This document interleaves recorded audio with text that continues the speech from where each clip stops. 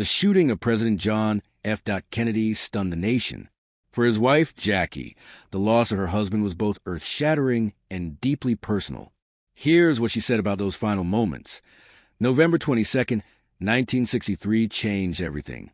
But what happened after the cameras stopped rolling was even worse. Secret Service agent was there when Jackie collapsed in private. He heard her confession about the real reason she stayed in that blood-stained suit. It wasn't just about showing America what they'd done. There was something else, something she never told anyone. For 60 years, her bodyguard kept that secret. Now he's revealed why Jackie really never recovered. The truth about her final years would destroy everything you thought you knew. Jackie Kennedy was born on July 28, 1929, not in the place her parents had planned. They were supposed to welcome her in a Manhattan hospital, but a last-minute change during a summer stay in the Hamptons brought her into the world at Southampton Hospital instead. Her father, John Blackjack Bouvier III, was already a rising star on Wall Street, while her mother, Janet Norton Lee, came from a powerful banking family. That summer, the Bouvier had just bought a new house in Southampton, and Jackie's birth turned into a small press event. The hospital kept her name listed simply as baby girl Bouvier, and the family remained there for 14 days. Even in infancy, her world was lined with privilege. But the cracks in Herpern's marriage had already begun to show. Her baptism took place at St. Ignatius Loyola Church in Manhattan, a place known for its grand design and upper-crust congregation. It wasn't just a religious moment. It was social theater. That's where she was officially named Squealine, the first girl in the family with that name chosen to honor her father. That church would later host both her confirmation and her funeral. IT became one of the few constants in a life filled with sharp turns and emotional distance. Jackie started riding horses when she was just 3. Her mother pushed her into the saddle early. Janet, a polished horsewoman with her own trophies, believed it added grace and discipline. By 5, Jackie was already making waves, winning a blue ribbon at the Devon Horse Show. She was placed in the under-9 class, and society pages picked it up. Her success gave Janet even more bragging rights. But for Jackie, horses became something else entirely. They were a shield against home troubles. Her father's drinking and gambling had started brewing tension, and Jackie clung to her pony, Buddy, for a sense of control. Horses stayed close to her for life, not as showpieces, but as sanctuary. In 1936, the family left the Hamptons behind and moved into a massive Park Avenue apartment that stretched across 2 floors. It had been developed by Jackie's grandfather, James T. Lee. On the surface, it looked like a dream home, but it wasn't fully furnished. Her father, despite his Wall Street image, was already struggling with money. Jackie and her sister Lee would roller skate through the empty rooms. Jackie's clever side appeared early. She would bribe Lee with small treats to distract their nanny, so she could sneak into neighbors' apartments and borrow their toys. That kind of sly independence would stay with her. But beneath the marble floors and chandeliers, things were falling apart. Her father's money trouble became public. His gambling debts and affairs were printed in the papers. He was seen with chorus girls to face bankruptcy. Jackie heard the shouting behind closed doors. It all came to a head in 1940, when her parents finalized their divorce. She was just 11.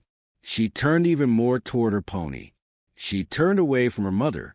She never stopped loving her father, but the betrayal stuck. It shaped how she looked at men, at love, at trust, her. Parents had separated in 1936, right when she was 7. The final split dragged for 4 more years. The Wall Street crash of 1929 had shattered their wealth, and John's charm had given way to alcohol, mistresses, and humiliating headlines. Jackie felt torn. She loved him fiercely, but she also felt ashamed.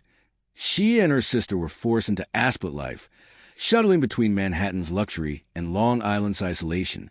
Cycled wire story.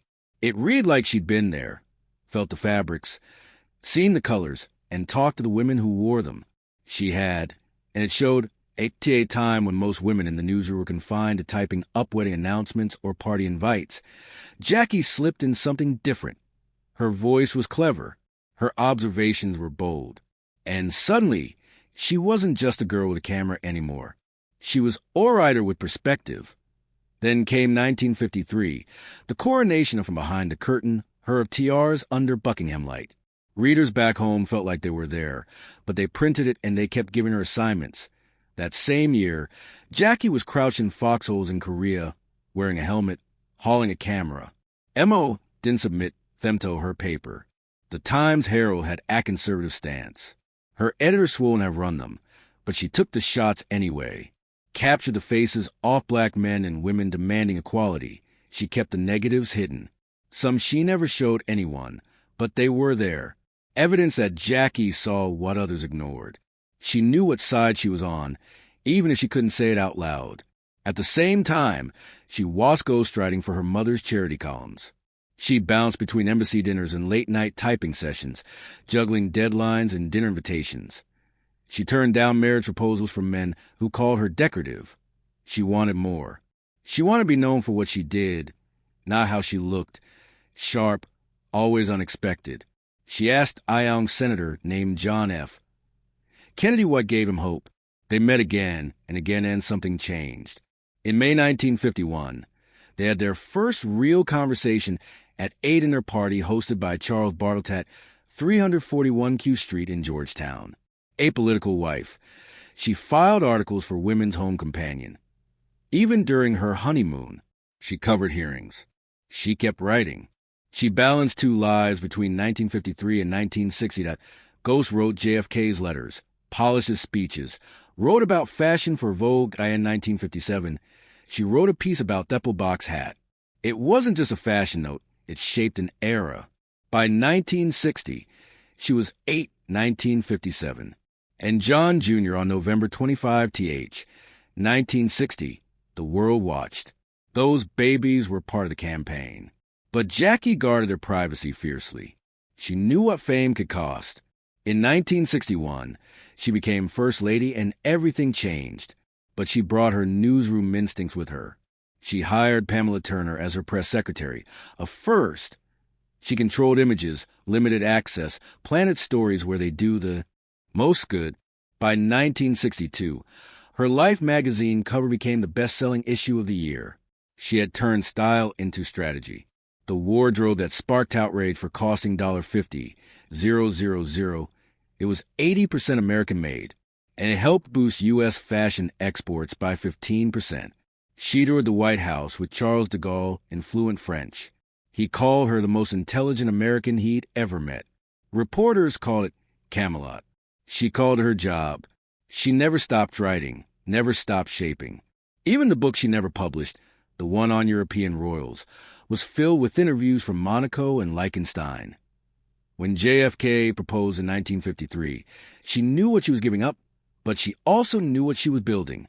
The woman the world saw in white gloves and pearls had once crouched in the trenches of Korea. She had snuck civil rights photos past her editors. She had fought for a byline, had typed by candlelight, had said no to men who didn't respect her mind. When Jackie Kennedy walked into the White House in January 1961, she didn't see a home rich in American legacy. She saw faded walls, mismatched furniture, and barely any trace of the presidents who had lived there. It felt hollow. Determined to change that, she quietly assembled a fine arts committee led by Henry Francis Dupont. Their goal was simple but enormous: bring back the soul of the White House. They began searching through private collections, historical societies, even international auction houses. In 1962, Jackie herself stepped into the spotlight, bidding at CB's for a desk once owned by Thomas Jefferson. It cost $25,000, an eye-popping amount at the time, but told her it was priceless. She didn't stop there. She asked wealthy donors to give up their antiques for the sake of national memory. Slowly, room by room, the White House became a museum that told America's story. And then she let the country in.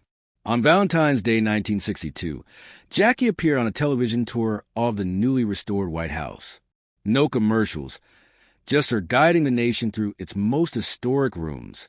She spoke softly, pointing out the Lincoln bed, the Madison china, the Jefferson desk she had fought to secure. 56 million people watched, 1 in every 3 Americans.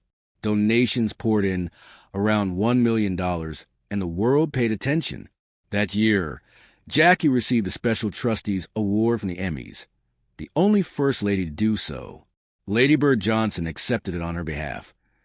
Jackie had done something no one expected. She'd turned the government building into a shared cultural treasure, using television not for politics, but for memory. A few months before that broadcast in November 1961, the East Room of the White House had already felt the shift. Jackie hosted Pablo Castles. The famous Chis Hohan performed in the U.S. since Franco rose to power in Spain. He had been unofficially blacklisted for years. Jackie didn't care. She invited him anyway. That night, he played Mendelssohn Schumann Cooper for 200 guests and a room filled with political tension. She wanted the arts to be free, even if it meant upsetting powerful people. The next year, she invited Leonard Bernstein to compose Mass for the National Cultural Center. She was shaping Allegacy in silence, through music, through courage. But behind the glamour and charm, something devastating was growing.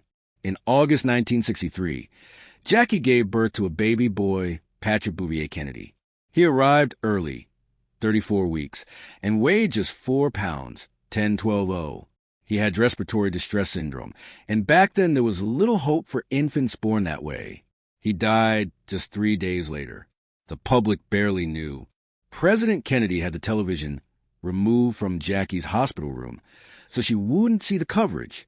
While grieving the death of her child, Jackie also quietly battled Addison's disease, a rare disorder that drained her energy.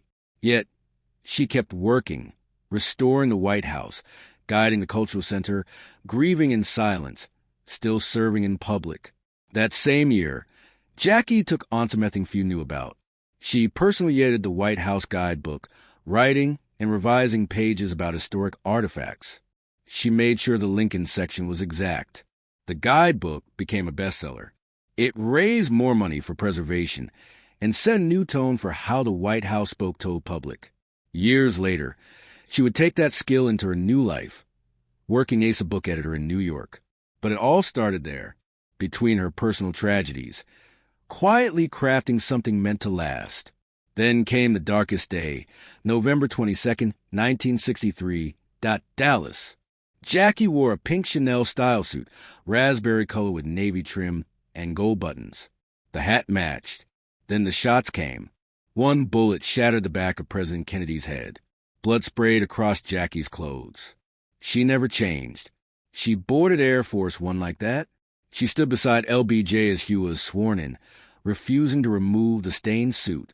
When asked, she answered coldly, "I want them to see what they've done." The suit remained sealed away in an archive, locked until the year 21003. IT is the most haunting outfit in American history. At Parkland Hospital, Jackie didn't let go.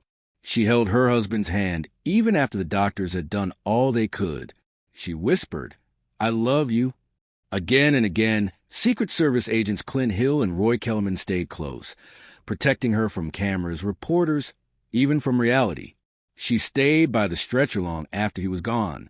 She couldn't speak. All she asked for was her children. The trauma didn't fade. Jackie later confessed that she could still hear the shot in her dreams. The shot rang forever, she said in private recordings. Therapists today say she showed every sign of post-traumatic stress, sleeplessness, flashbacks, emotional numbness. Her family tried to help. Her mother kept her shielded. But Jackie carried that pain for the rest of her life, tucked inside letters, visibling how she moved through the world. Quiet, watchful, wounded. Just 3 days after the assassination, arranged every detail of the funeral. She demanded a riderless horse. She insisted on a flame that would never die. On November 25th, 1963, over 1 million people lined the route. 3 million more watched on television. She lit the eternal flame herself. The horse named Blackjack walked the procession without a rider. A president had died. A wife had lit story shook everything. His version conflicted with the Warren Commission's single bullet theory. His silence, it turns out, had lasted as long as Jackie's. After the White House, Jackie tried to build a different life in 1964. She left Washington and moved to New York. She turned down the widow's pension. She didn't want charity. She wanted purpose. In 1975, she began working at Viking Press as a consulting editor. Over 19 years, she helped publish nearly 100 books, memoirs, histories, art collections. She even used her influence to help save Grand Central Station from demolition.